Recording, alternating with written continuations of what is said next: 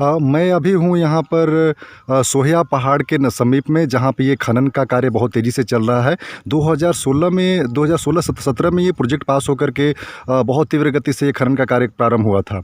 और इस प्रोजेक्ट को प्राप्त करने के लिए जो मानक होते हैं, उन सारे मानकों को इन लोगों ने पेपर पे सही दिखाया था।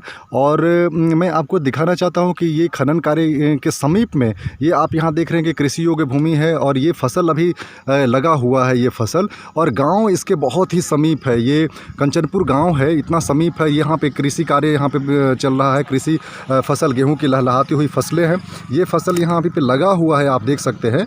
और ये गांव यहाँ पे इतना समीप है, और आप देख सकते हैं कि ये खनन का जो कार्य है इतना तीव्र गति से यहाँ पे हो रहा है, जो बहुत ही समीप में है।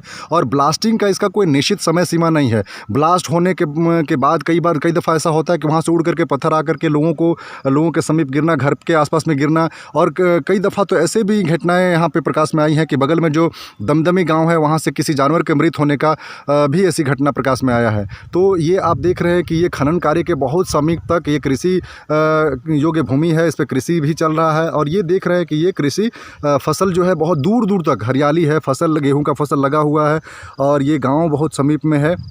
तो कई बार लोगों की शिकायतें हैं इस कंचनपुर गांव की और दमदमी गांव की, और साथ में अली मदद गांव है नज़दीक में जो गांव है, ख़ास करके अली नगर, कंचनपुर और दमदमी गांव के लोगों ने शिकायत की है कि वो भयभीत रहते हैं, उनको उनके जान माल का उनको भय सताता है, क्योंकि ब्लास्टिंग का टाइम निश्चित नहीं है। और खनन कार्य से उनका जो नॉर्मल जीवन यापन है वो बहुत बाधित और प्रभावित होता है। तो इसलिए उन्होंने शिकायत भी रांची हाई कोर्ट में किया हुआ है। लेकिन इतने वर्ष गुजर जाने के बाद भी कोई ठोस निर्णय या ठोस कोई कदम सरकार ने नहीं उठाई है।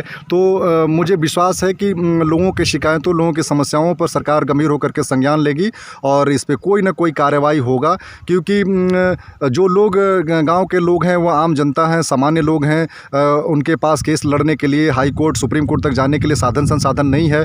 और ये जो लोग हैं, जो प्रोजेक्ट को प्राप्त करके जो खनन का काम कर रहे हैं, ये लोग ताकतवर लोग हैं। ये सब जाँच को प्रभावित करके और कई प्रकार के मानकों को तार करके, कई प्रकार से जांच को प्रभावित करके, जो उनके शिकायत हैं, उनकी जो समस्याएं हैं, वो सबको आगे बढ़ने नहीं देते हैं। मैं पुनः एक बार दिखाता हूँ, ये खनन का कार्य यहाँ पे चल रहा है बहुत समीप में, उसके बहुत करीब तक ये कृषि योग्य भूमि है, कृषि का कार्य भी चल रहा है। ये लहलहाता हुआ गेहूँ का फसल आप देख रहे हैं, पास में एक गाँव है समीप में, और दूर दूर तक किलोमीटर के हिसाब से ये फसल का कार्य चल रहा है। तो कहीं ना कहीं इस खनन से ये फसल और कृषि कार्य और गाँव के लोगों के जीवन को प्रभावित करता होगा निश्चित रूप से। जी।